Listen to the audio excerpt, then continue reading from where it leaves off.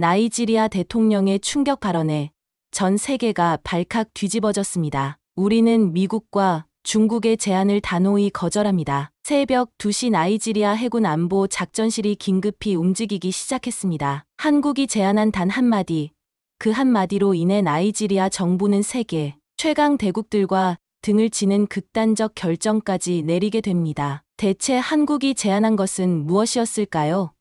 한국의 지혜는 감히 상상을 초월합니다. 더 충격적인 것은 그 말 한마디가 불러일으킨 세계적인 파장. 그들은 자신들의 이익을 위한 야심만 가득 채우려 했습니다. 그러나 한국만은 달랐습니다. 그들은 진심이었습니다. 도대체 그곳에서 무슨 일이 벌어진 걸까요? 그 전에 잠깐 1초 만에 누를 수 있는 좋아요 버튼을 꾹 눌러주시면 영상 제작에 아주 큰 힘이 됩니다.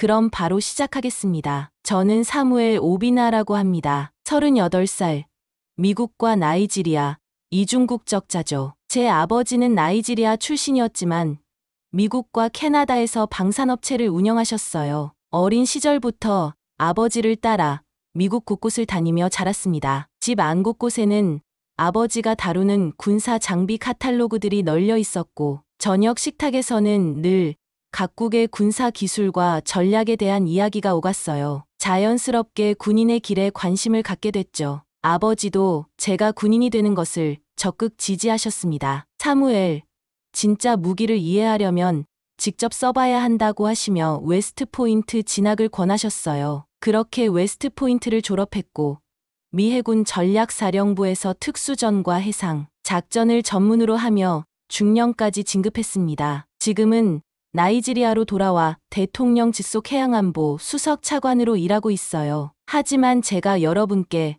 꼭 말씀드리고 싶은 건 다른 이야기입니다. 한국에 대한 제 편견과 오해, 그리고 그것이 어떻게 깨져나갔는지에 대한 이야기죠. 작년 여름 2024년에 기니만 바다는 그야말로 무법천지였습니다. 해적들이 활개를 치고 마약 밀수선들이 버젓이 우리 영해를 드나들었죠. 나이지리아 해양 주권이 붕괴 직전이었어요. 매일 아침 일어나면 새로운 피해 보고서가 쌓여 있었습니다. 또 해적들이 어선 세척을 납포했다는 소식, 마약선이 라고스 항구 근처에서 발견됐다는 보고가 끊이지 않았어요. 이런 보고를 들을 때마다 가슴이 타들어갔습니다. 미 해군에서 특수전과 해상 작전을 담당했던 제가 지금은 속수무책으로 당하고만 있다는 게 견딜 수 없었거든요. 기니만은 서아프리카의 생명선 같은 바다입니다. 이곳을 통해 나이지리아뿐만 아니라 베냉, 토고, 가나까지 연결되는 해상 교통로가 지나가죠. 하지만 우리에게는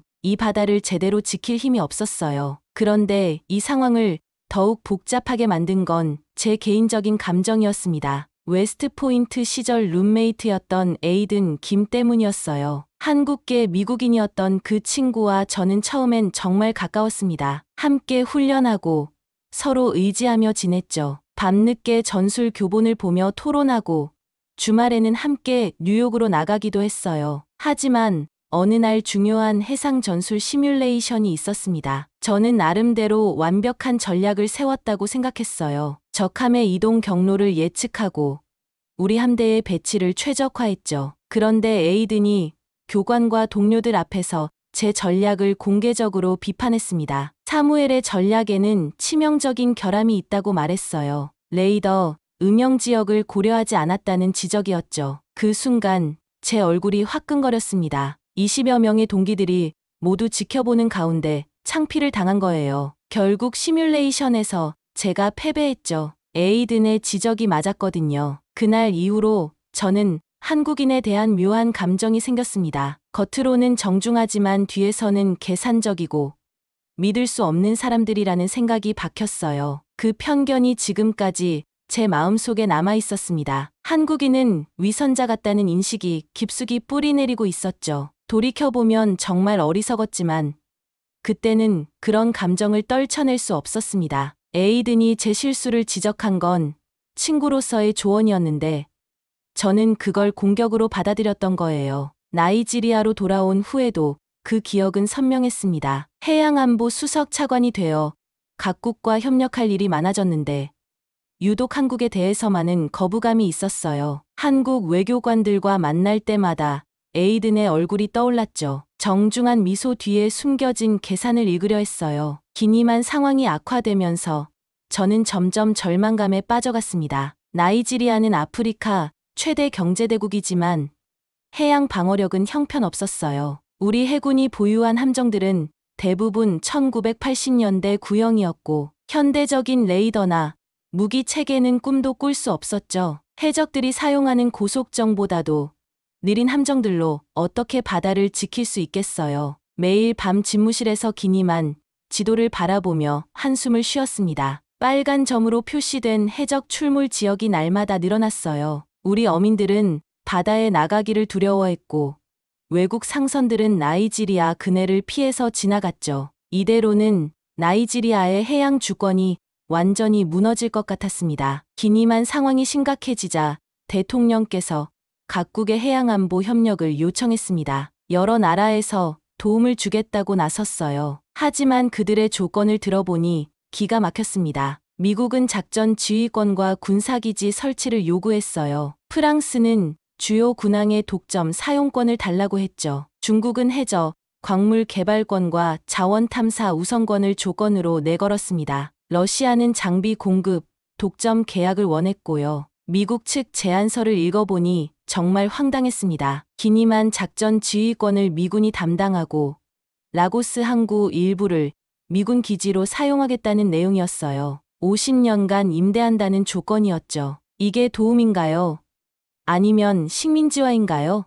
프랑스는 더 노골적이었습니다. 우리나라 주요 군항 3곳을 독점 사용하겠다고 했어요. 마치 19세기 제국주의 시대로 돌아간 것 같았습니다. 중국의 제안도 마찬가지였어요. 해적 소탕을 도와주는 대신 해저, 석유 탐사권과 광물 채굴권을 요구했죠. 우리나라 영의 절반을 중국에 넘겨주라는 소리나 다름없었습니다. 러시아는 무기와 장비를 공급해주겠다며 20년간 독점 계약을 요구했어요. 다른 나라 무기는 절대 도입하지 말라는 조건까지 붙였죠. 저는 대통령께 솔직하게 말씀드렸습니다. 각하, 이들은 전부 같은 수작을 부리고 있습니다. 도와주겠다고 하면서 결국 우리를 팔아넘기려는 거예요. 각국의 제안서를 검토하면서 화가 났어요. 우리가 그렇게 만만해 보이나 싶었죠. 해적 때문에 급한 상황을 이용해서 터무니없는 조건을 요구하는 게 정말 비열하다고 생각했습니다. 한국과 나이지리아는 1980년 수교를 맺었습니다. 벌써 45년이 넘는 오랜 관계죠. 그동안 한국은 우리나라에 꾸준히 투자해왔어요. 삼성, LG, 현대 같은 기업들이 나이지리아에 진출했고 교육 분야에서도 많은 협력이 있었죠. 하지만 군사 협력은 거의 없었습니다. 그래서 저는 한국을 군사적 파트너로 생각해 본 적이 없었어요. 대통령께서 고개를 끄덕이시며 물으셨습니다. 그럼 다른 대안은 없겠나? 저는 망설임 없이 답했습니다. 한국은 처음부터 목록에서 제외했습니다. 믿을 수 없어요. 개인적으로도 전략적으로도 말입니다. 그때까지만 해도 저는 제 판단이 옳다고 생각했어요. 한국 같은 나라가 조건 없이 도움을 줄 리 없다는 확신이 있었죠. 한국의 해군력은 세계 5위 수준이라고 들었습니다. 이지스함과 최신 호위함을 보유하고 있고 조선 기술도 세계 최고 수준이에요. 하지만 그런 강력한 나라가 왜 작은 아프리카 국가를 도와주겠어요? 분명 숨겨진 의도가 있을 거라고 생각했죠. 에이든 김과의 기억이 그 확신을 더욱 굳건하게 만들었습니다. 대통령께서는 각국의 제안을 신중히 검토해보자고 하셨어요. 하지만 저는 이미 마음을 정했습니다. 우리나라 주권을 팔아넘기면서까지 외국의 도움을 받을 수는 없다고 생각했거든요. 차라리 우리 힘으로 해결하는 게 낫겠다고 판단했어요. 비록 시간이 오래 걸리고 어려워도 말이죠. 그날 밤 집무실에서 각국 제안서를 다시 읽어봤습니다. 모두 비슷했어요. 겉으로는 우리를 도와주겠다고 하지만 실제로는 자국의 이익을 챙기려는 속셈이 뻔했죠. 이런 식으로는 해적 문제를 해결해도 더 큰 문제가 생길 것 같았습니다. 나이지리아가 다른 나라의 속국이 될 수도 있으니까요. 한국에 대한 제 편견도 여전했습니다. 아마 한국도 비슷한 조건을 요구할 거라고 생각했어요. 한국 기업들이 나이지리아에서 큰 이익을 얻고 있으니 이번 기회에 더 많은 혜택을 요구할 거라고 짐작했죠. 그래서 애초에 한국은 협력 대상에서 제외했던 겁니다. 돌이켜보니 정말 어리석은 판단이었지만 그때는 그럴 수밖에 없었어요. 하지만 운명이란 참 아이러니한 것 같아요. 제가 한국을 완전히 배제한 지 며칠 후 새벽 2시에 전화가 걸려왔습니다. 서울 외교부에서였어요. 한국 측 담당자가 차분한 목소리로 말했습니다. 나이지리아의 해양안보 상황을 듣고 연락드렸습니다. 저희가 퇴역 초계함 한 척을 무상으로 제공하고 싶습니다. 저는 코웃음을 쳤어요. 역시 조건이 있겠지 싶었죠. 조건이 뭡니까? 저는 냉정하게 물었습니다. 그런데 상대방의 답변이 의외였어요. 조건은 없습니다. 함정뿐만 아니라 무장, 레이더, 승조원 훈련, 정비팀 파견까지 모두 무상으로 지원하겠습니다. 그 순간 저는 전화기를 든 채로 얼어붙었어요. 설마 정말일까요? 저는 속으로 생각했습니다. 그럴 리 없어. 나도 군인이었다. 공짜로 무기를 주는 국가는 없다. 특히 한국은 더더욱. 한국은 세계 10위권 경제대국이고 무기 수출로도 큰 수익을 얻는 나라예요. 그런 나라가 왜 아무 조건 없이 함정을 주겠다는 거죠? 분명 숨겨진 의도가 있을 거라고 확신했습니다. 한국 담당자는 계속 설명했어요. 충무급 초계함으로 1980년대에 건조됐지만 꾸준히 업그레이드해서 현재도 충분히 사용 가능하다고 했죠. 76mm 주포와 최신 레이더, 전자전 장비까지 모두 포함해서 제공하겠다는 거였어요. 게다가 한국 해군 교관단을 파견해서 6개월간 승조원 훈련도 시켜주겠다고 했습니다. 저는 여전히 의심스러웠어요. 정말 조건이 없다는 말인가요? 세상에 공짜가 어디 있습니까? 한국이 우리한테서 뭘 얻으려는 건지 궁금했죠. 아마 나중에 나이지리아 시장 진출 특혜를 요구하거나 천연가스 개발권을 달라고 할 거라고 생각했어요. 아니면 나이지리아를 발판으로 서아프리카 시장에 진출하려는 속셈이겠죠. 하지만 대통령께서 직접 명령하셨습니다. 사무엘, 직접 가서 그들의 진심을 확인해보게. 저는 마지못해 서울로 향하는 비행기에 올랐습니다. 12시간 내내 한국인들의 속셈이 뭔지 추측해봤어요. 분명 숨겨진 조건이 있을 거라고 확신했죠. 아마 함정을 준 후에 정비 비용을 엄청나게 요구하거나 한국산 무기만 사용하라고 강요할 거라고 생각했어요. 한국의 인천국제공항에 도착했을 때 김성우 외교부 과장이 마중 나왔습니다. 깔끔한 정장을 입고 정중하게 인사하는 모습이 딱 에이든 김과 닮아 있었어요. 그 순간 과거의 기억이 다시 떠올랐습니다. 웨스트 포인트에서 에이든이 지었던 그 표정이었죠. 겉으로는 친근하지만 속으로는 뭔가 계산하고 있는 것 같은 느낌이었어요. 김성우 과장은 정말 예의 바른 사람이었습니다. 공항에서 호텔까지 가는 동안 나이지리아의 문화와 역사에 대해 많이 알고 있다는 걸 보여줬어요. 하우사족과 요르바족의 차이점까지 언급하면서 나이지리아에 대한 존경을 표했죠. 하지만 저는 이것도 계산된 행동이라고 생각했어요. 상대방을 기분 좋게 만들어서 협상을 유리하게 이끌려는 전략이겠죠. 호텔에서 하룻밤을 보내면서 저는 내일 회의에서 한국 측의 진짜 의도를 파악해보겠다고 다짐했습니다. 분명 어딘가에 함정이 있을 거예요. 무상 지원이라고 하지만 나중에 엄청난 대가를 요구할 거라고 확신했죠. 저는 그들의 속셈을 간파해서 대통령께 보고하겠다고 마음먹었어요. 다음 날 아침, 김성우 과장이 다시 호텔로 마중 왔습니다. 외교부 건물로 향하면서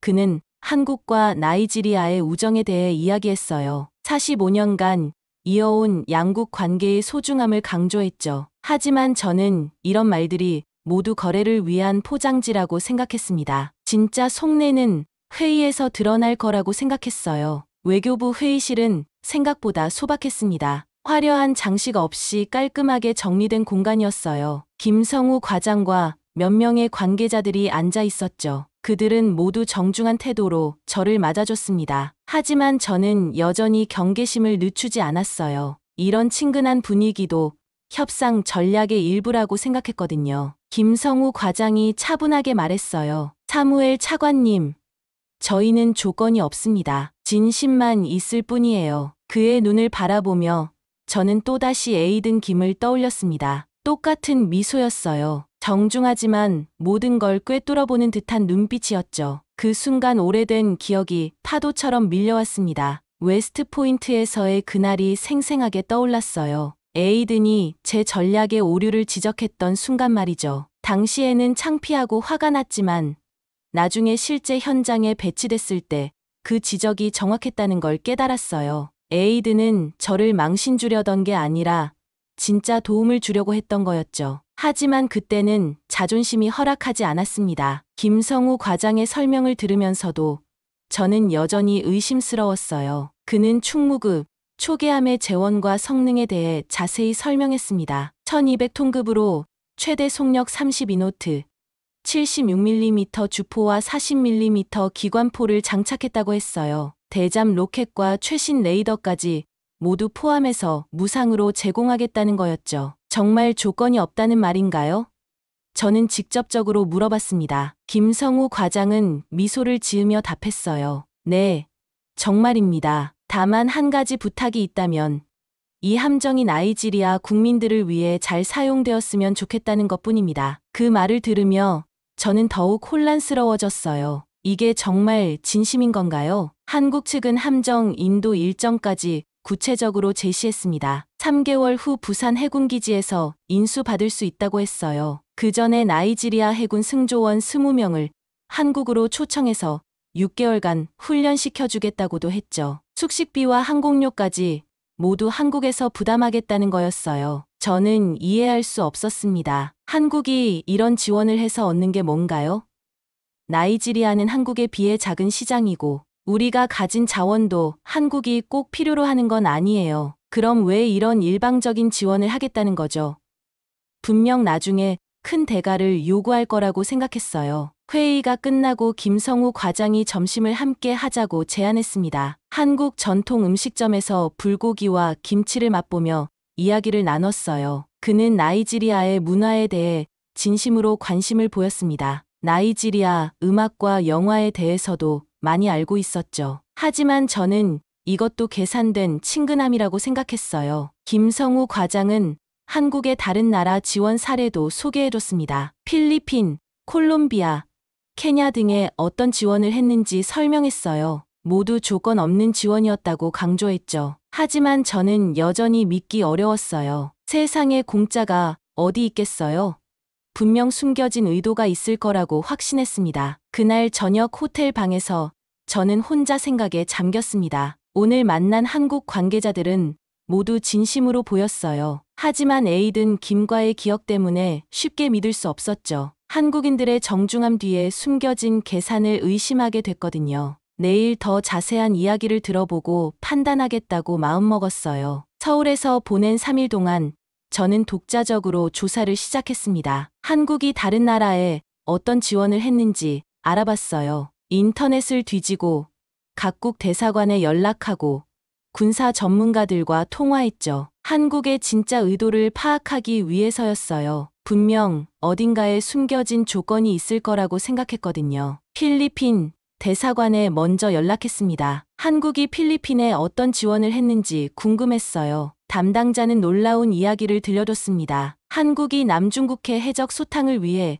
초계함 2척과 훈련팀을 파견했다는 거였어요. 정말 무상으로 지원했고 3년간 계속됐다고 했죠. 그 결과 해적 사건이 80% 이상 줄어들었다고 했어요. 콜롬비아 쪽 정보도 확인해봤습니다. 한국이 콜롬비아 해안 경비대의 고속정 3척과 레이더 시스템을 지원했다는 거였어요. 마약 밀수 루트를 차단하는데 큰 도움이 됐다고 했죠. 여기서도 조건이 없었어요. 한국은 단지 콜롬비아의 해양 안보 개선을 위해 지원했다고 했습니다. 케냐의 사례는 더욱 인상적이었어요. 한국이 케냐 해군에 함정 정비 기술과 레이더 운용법을 전수했다는 거였어요. 6개월간 한국 기술자들이 케냐에 머물면서 현지 기술자들을 훈련시켰다고 했죠. 그 결과 케냐 해군의 작전 능력이 크게 향상됐다고 했습니다. 방글라데시에서도 비슷한 지원이 있었어요. 한국이 어선 보호와 해상 구조 작업을 위한 장비와 기술을 제공했다는 거였죠. 이 모든 지원에는 공통점이 있었습니다. 조건이 없었고 정비와 훈련, 그리고 해당 국가의 자립에 중점을 뒀어요. 무엇보다 신뢰를 바탕으로 한 협력이었습니다. 한국은 단순히 장비만 주고 끝내는 게 아니라 상대국이 스스로 운용할 수 있도록 도왔던 거예요. 이런 방식은 다른 나라들과는 완전히 달랐죠. 미군 출신 동료에게도 연락해봤습니다. 그는 아시아 태평양 지역에서 근무한 경험이 있었어요. 한국 해군과 함께 훈련해본 적도 있다고 했죠. 그의 말이 인상적이었어요. 한국인들은 정말 성실하고 신뢰할 만하다고 했습니다. 약속을 지키는 것에 대해서는 세계 최고 수준이라고 평가했어요. 저는 호텔 방에서 혼자 앉아 생각했어요. 그동안 제가 얼마나 오만했는지 깨달았습니다. 한국에 대한 제 편견이 얼마나 잘못된 것인지 보이기 시작했어요. 그건 한국이 아니었습니다. 내가 만든 편견이었어요. 에이든 김에 대한 기억도 다시 정리됐어요. 그는 저를 깎아내리려 한 게 아니라 진짜 친구로서 조언해준 거였죠. 한국 전문가들과의 통화에서 더 놀라운 사실을 알게 됐습니다. 한국은 개발도상국 지원에서 독특한 철학을 가지고 있다는 거였어요. 단순히 물고기를 주는 게 아니라 물고기 잡는 법을 가르쳐 준다는 거죠. 상대국이 의존적이 되지 않도록 자립 능력을 기르는 데 중점을 둔다고 했어요. 이런 접근 방식은 한국의 역사와 관련이 있다고 했습니다. 한국도 1960년대까지는 세계 최빈국 중 하나였어요. 다른 나라의 도움을 받아 발전했죠. 그 경험을 바탕으로 이제는 다른 나라를 도우려 한다는 거였어요. 특히 아프리카 국가들에 대한 지원에 적극적이라고 했습니다. 군사 전문가는 한국 해군의 역량에 대해서도 설명해 줬어요. 한국은 세계 5위의 해군력을 보유하고 있고 특히 대잠전과 대공 방어 능력이 뛰어나다고 했죠. 이지스함 3척과 최신 호위함들을 보유하고 있어서 아시아에서도 강력한 해군으로 인정받는다고 했어요. 그런 나라가 나이지리아 같은 작은 국가를 속이려 할 이유가 없다는 거였죠. 마지막 날 저녁, 김성우 과장과 다시 만났습니다. 이번에는 제가 먼저 질문했어요. 과장님, 정말 조건이 없습니까?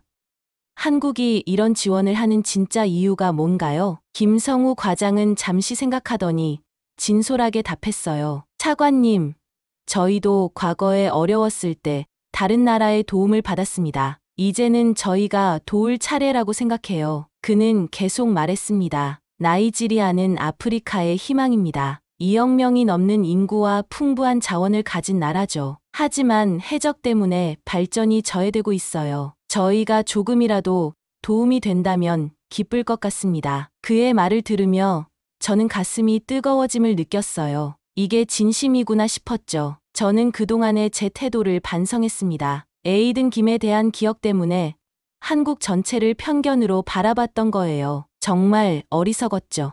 개인적인 감정이 국가 간 관계를 판단하는 데 영향을 미치게 했으니까요. 그날 밤 호텔에서 대통령께 보고서를 작성했습니다. 한국의 제안을 받아들이자는 내용이었어요. 3개월 후 드디어 그 함정이 나이지리아에 도착했습니다. 충무함이라는 이름에서 콜라도로 개명했어요. 콜라도는 나이지리아 해군의 전설적인 제독 이름이었죠. 1960년대 독립 직후 해군을 창설하는데 큰 역할을 한 분이었어요. 그분의 이름을 딴 함정이 기니만을 지킬 거라는 생각에 가슴이 뜨거워졌습니다. 인수받은 첫날 밤, 저는 함교에서 바다를 바라봤습니다. 한국 기술진들이 밤늦게까지 나이지리아 승조원들을 훈련시키는 모습이 보였어요. 그들의 얼굴에서 진심을 읽을 수 있었습니다. 단순히 일을 하는 게 아니라 정말로 우리를 도우려는 마음이 느껴졌어요. 레이더 조작법부터 주포 사격법까지 하나하나 세심하게 가르쳐줬죠. 한국에서 온 김철수 함장은 30년 경력의 베테랑이었습니다. 그는 나이지리아 승조원들에게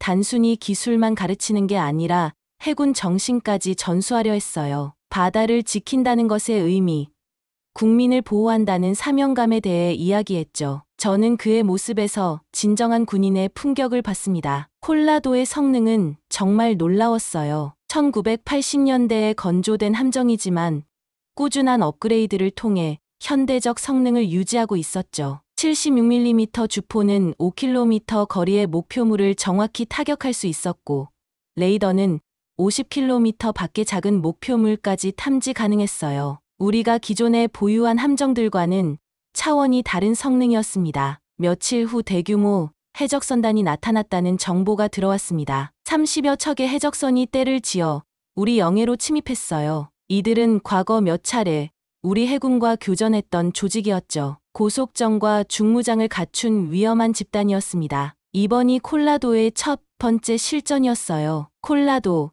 출격 준비.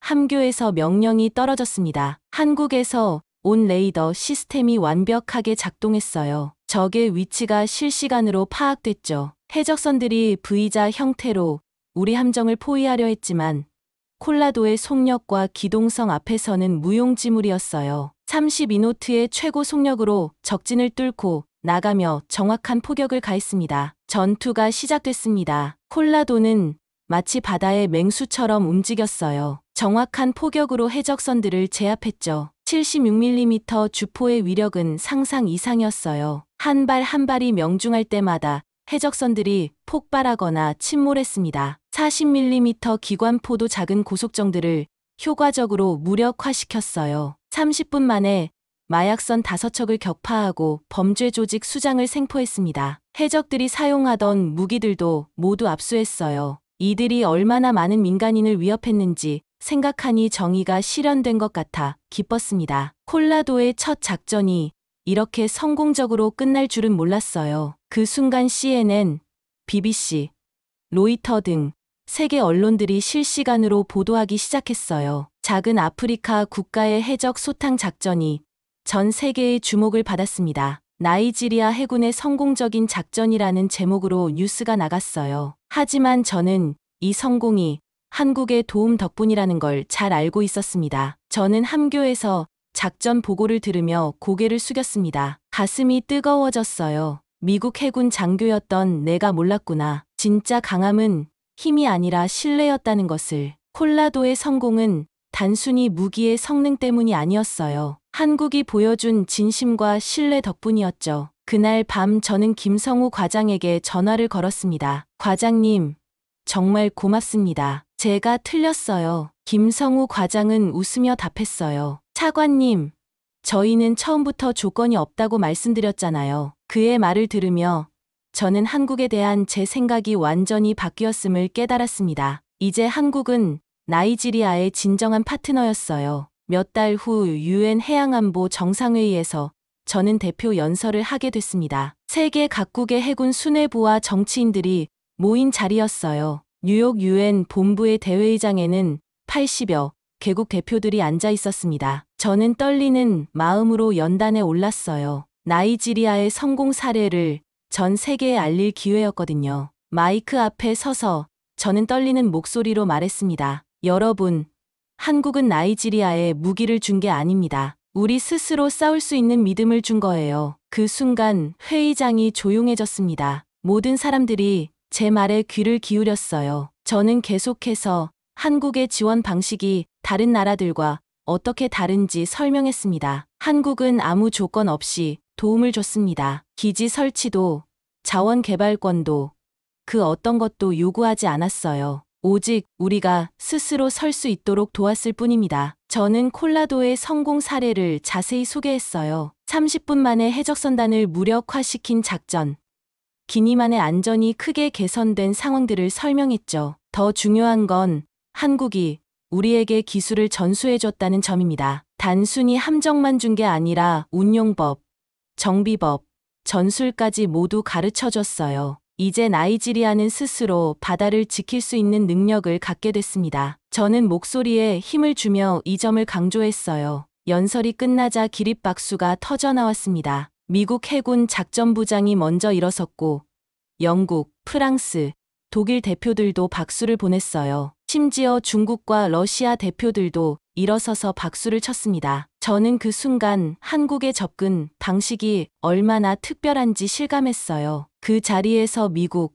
브라질, 인도네시아, 프랑스 해군 대표들이 한국과의 협력을 제안했어요. 미국 해군 작전부장은 태평양 지역 해적 소탕에 한국의 경험을 활용하고 싶다고 했죠. 브라질은 아마존 강 유역 마약 단속에 한국의 기술 지원을 요청했어요. 인도네시아는 말라카 해협 안전을 위한 공동 작전을 제안했습니다. 이튿날 CNN 헤드라인은 이랬습니다. 한 척의 배가 세계를 감동시켰다. BBC는 나이지리아의 기적이라는 제목으로 보도했어요. 로이터는 한국식 지원의 새로운 모델이라고 평가했죠. 전 세계 언론들이 한국의 무조건적 지원과 나이지리아의 성공을 주목했습니다. 특히 아프리카 언론들의 반응이 뜨거웠어요. 가나, 세네갈, 케냐 언론들이 한국의 지원 방식을 높이 평가했죠. 서구 열강들과는 다른 접근법이라며 한국을 아프리카의 진정한 친구라고 표현했어요. 이런 보도들을 보며 저는 한국에 대한 아프리카의 인식이 완전히 바뀌고 있음을 느꼈습니다. UN 사무총장도 특별 성명을 발표했어요. 한국과 나이지리아의 협력은 국제사회의 모범 사례라고 평가했죠. 조건 없는 지원과 상호 신뢰를 바탕으로 한 협력이 어떤 결과를 낳는지 보여주는 사례라고 했어요. 이제 한국은 단순한 경제 강국이 아니라 국제 평화와 안보에 기여하는 나라로 인정받게 됐습니다. 아프리카 연합에서도 한국과의 포괄적 협력을 논의하기 시작했어요. 해양 안보뿐만 아니라 교육, 의료, 인프라 분야에서도 한국의 경험을 배우고 싶어 했죠. 한국이 1960년대 최빈국에서 선진국으로 발전한 경험이 아프리카 국가들에게 희망을 주고 있었어요. 저는 이 모든 변화를 보며 감격했습니다. 한국에 대한 제 편견이 얼마나 잘못된 것이었는지 깨달았어요. 진정한 강국은 힘으로 다른 나라를 굴복시키는 게 아니라 신뢰로 함께 성장하는 나라라는 걸 배웠습니다. 한국이 바로 그런 나라였어요. 콜라도 취역식 날, 라고스 해군기지에는 수많은 사람들이 모였습니다. 나이지리아 대통령과 국방장관, 해군 수뇌부는 물론 한국에서도 해군 참모차장과 외교부 차관이 참석했어요. 태극기와 나이지리아 국기가 함께 펄럭이는 모습을 보니 가슴이 벅찼습니다. 두 나라의 우정을 상징하는 아름다운 광경이었어요. 김성우 과장과 나란히 서서 그 모습을 바라봤습니다. 바닷바람이 두 국기를 힘차게 날렸죠. 저는 그 순간 마음속으로 에이든 김에게 말했습니다. 에이든, 너는 맞았어. 우리는 싸우는 법이 아니라 함께 지키는 법을 배워야 했어. 그리고 그걸 한국이 내게 가르쳐줬다. 대통령께서 축사를 하셨습니다. 콜라도는 단순한 군함이 아닙니다. 한국과 나이지리아의 우정을 상징하는 평화의 사자입니다. 이 함정이 기니만의 평화를 지키고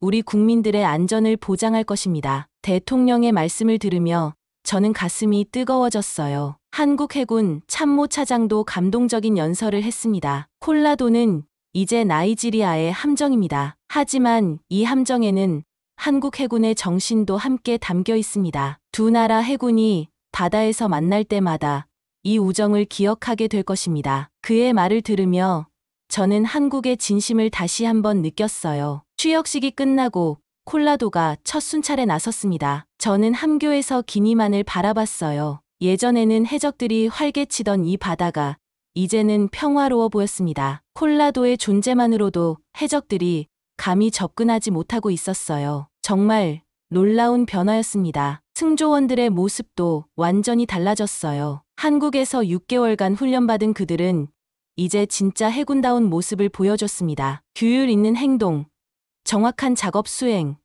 팀워크까지 모든 면에서 발전했어요. 저는 이들을 보며 자랑스러웠습니다. 콜라도의 성공은 나이지리아 전체에 영향을 미쳤습니다. 해적 위협이 줄어들자 어민들이 다시 바다로 나가기 시작했어요. 외국 상선들도 나이지리아 항구를 이용하는 빈도가 늘어났죠. 경제적 효과가 나타나기 시작한 거예요. 한 척의 함정이 가져온 변화치고는 정말 컸습니다. 한국과의 협력도 계속 확대됐어요. 두 번째 함정 지원 논의가 시작됐고 해양 과학 기술 분야에서도 협력하기로 했어요. 나이지리아 젊은이들을 한국으로 보내서 해양 공학을 배우게 하는 프로그램도 만들어졌죠. 이제 한국은 나이지리아의 가장 믿을 만한 파트너가 됐습니다. 저는 매일 콜라도를 보며 많은 생각을 했어요. 편견이 얼마나 무서운 것인지, 신뢰가 얼마나 강한 힘인지를 깨달았습니다. 에이든 김에 대한 기억도 이제는 감사한 마음으로 떠올릴 수 있어요. 그의 지적이 저를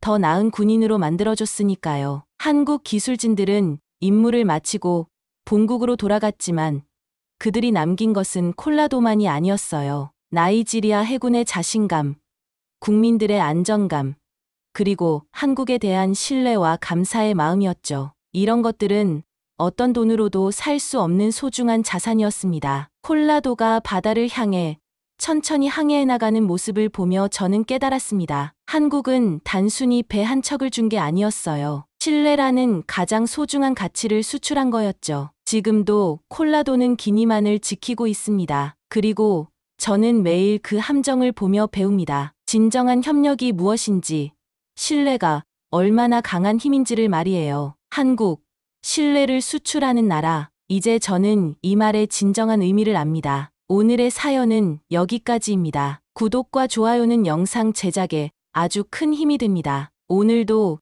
우리 구독자님들의 가정에 따뜻한 행복이 가득하시길 진심으로 바라겠습니다. 긴 영상 끝까지 시청해 주셔서 정말 감사합니다. 내일 더 좋은 이야기로 찾아뵙겠습니다. 시청해 주셔서 감사합니다.